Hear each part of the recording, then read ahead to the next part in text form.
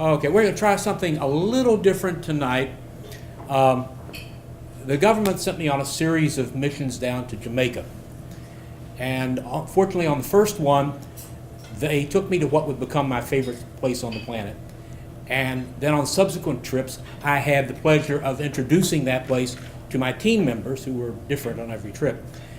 And so tonight, what I want to do is make all of you team members and take you to this place. So that's kind of what we're going to do. Now, most of the tourists who go to Jamaica go to the North Shore, where Montego Bay, near there. We're over in the Northwest, where they have Negril. Wonderful resorts. I've been to some of them.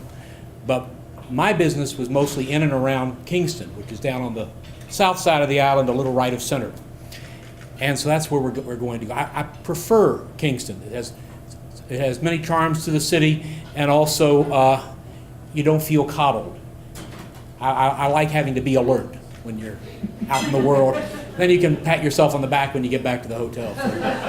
And so here we are. It is the end of the day now. We finished our work day. We've gone back to the hotel, freshened up. We meet in the lobby, go out, and we get into our rental car. It's a little blue Toyota with right-hand drive.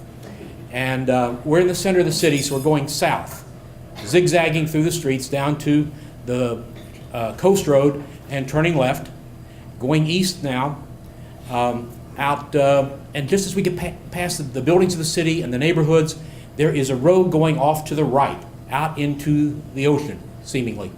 It's a narrow little ribbon of land, barely wider than the two-lane blacktop itself, and taking that. Now, from where we're sitting, the road looks straight, but if you look at a map, it's a long, lazy curve that encircles Kingston Harbor.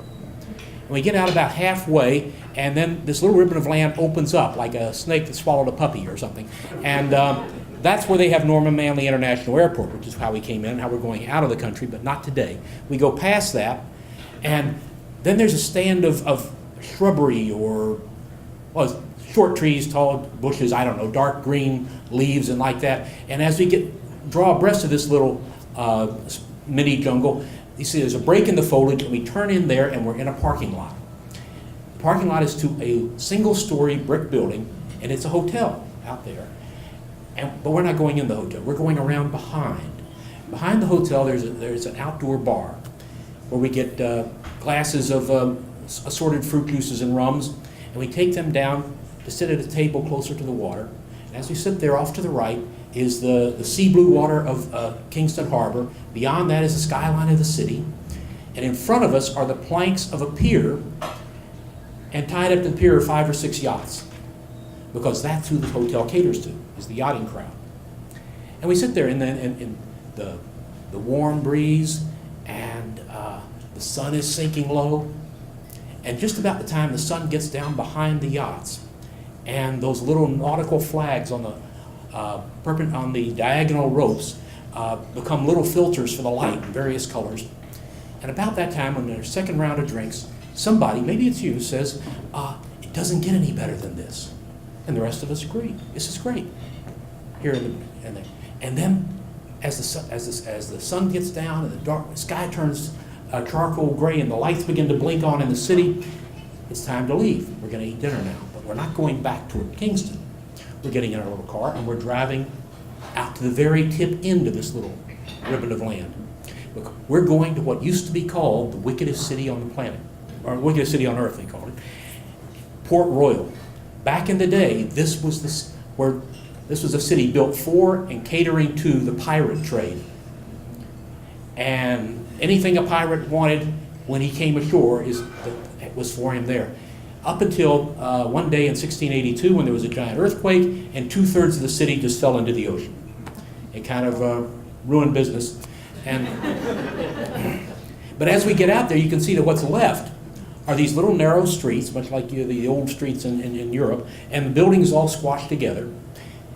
But beyond them, where the fishing boats tie up, right now there's no fishing boats, so they're pickup trucks with 6-foot-high speakers, and they're beginning to set up, and the people are drifting down in that direction. We go past that, park in the parking lot of an old English fort, and we're going to eat on this end of this town, so that as the reggae begins booming out of the speakers down there, it's only a soft background for us.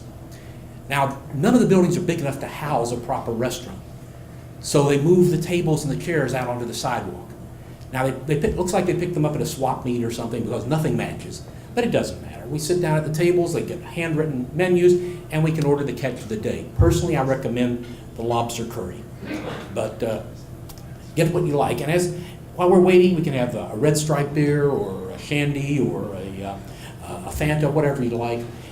And then people at the next table ask us if we're Americans and say yes, and then we start chatting back and forth. And before you know it, the time has passed and the meal comes. It's all cooked to perfection with plantains and breadfruit, and it's set out there, and we eat and we discuss the events of the world.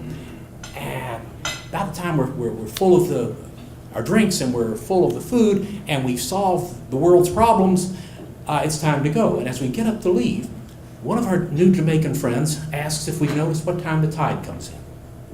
And we look at each other because, we didn't know.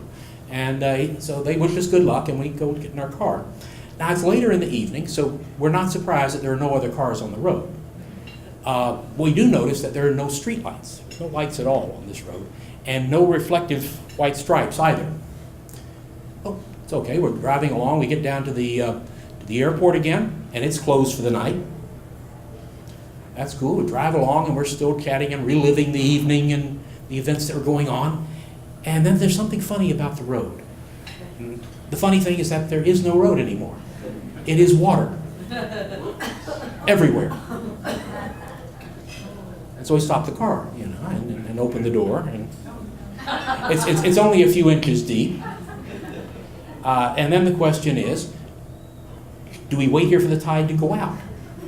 Well, that can be hours. Do we turn around and go back? You don't want to make a U-turn on a road you can't see. Then we'll go forward very slowly and hope we can feel with the tires if it gets to the edge of the road. And that's when the conversation in the car changes, you see. And we begin talking about how deep the water might be on either side, respectively, and how many cars might have been lost in there. And we check to see if the windows roll down so we can crawl out if we have to. And that's when, as team leader, I feel it's my place to bring some calm and some reassurance. And so I point out that we work for the government, and nothing can happen to us because someone has to write the report. And every report has to describe a success. So we can't lose anybody.